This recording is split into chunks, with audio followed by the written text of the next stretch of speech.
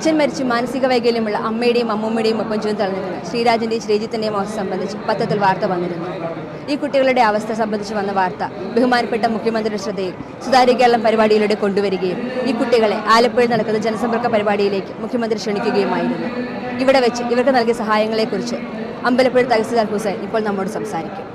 സുതാര്യ കേരളം പരിപാടിയിലൂടെയാണ് ഈ കുട്ടികളുടെ വിവരവും ഇവരുടെ അമ്മയുടെയും അമ്മമ്മയുടെയും വിവരം സർക്കാരിൻ്റെ ശ്രദ്ധയിൽപ്പെടുകയും ഉടൻ തന്നെ വില്ലേജ് ഓഫീസർ വഴി ഇതിനായിട്ടുള്ള റിപ്പോർട്ട് ശേഖരിക്കുകയും അപ്പോഴാണ് ഇവരുടെ അമ്മയ്ക്കും അമ്മൂമ്മയ്ക്കും മാനസികമായി വിഭ്രാന്തിയുള്ളവരും കുട്ടികളാണെന്നുണ്ടെങ്കിൽ സ്കൂളിൽ പോകാതെ ഇടയ്ക്കുകയും വീട്ടിൽ വിദ്യുച്ഛക്തിയില്ല, ബാക്കിയുള്ള കാര്യങ്ങളെല്ലാം അവതാളത്തിലായിരിക്കുന്ന ഒരു സ്ഥിതിയാണെന്ന് മനസ്സിലാക്കുകയും ഇതിൻ്റെ ഫലമായി ജില്ലാ കളക്ടർ ഉൾപ്പെടെയുള്ളവർ അവരുടെ വീട് സന്ദർശിക്കുകയും ഇവർക്ക് സ്കൂളിൽ പോകുന്നതിനുള്ള എല്ലാവിധ സഹായവും ചെയ്തു കൊടുക്കുകയും ചെയ്തു.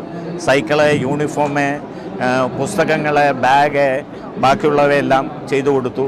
കറണ്ടില്ലായിരുന്നു ഇവരുടെ വീട്ടിൽ. ഇതിനു വേണ്ട നടപടിയും ഈ വിദ്യുച്ച് ബില്ലടയ്ക്കുന്നതിനുള്ള നടപടിയും സ്വീകരിച്ചു.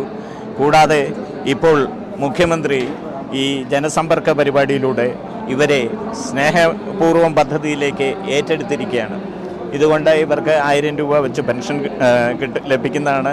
പിന്നെ ഇവരുടെ അമ്മയ്ക്കും അമ്മൂമ്മയ്ക്കും പെൻഷൻ കൊടുക്കുവാൻ തീരുമാനിച്ചു.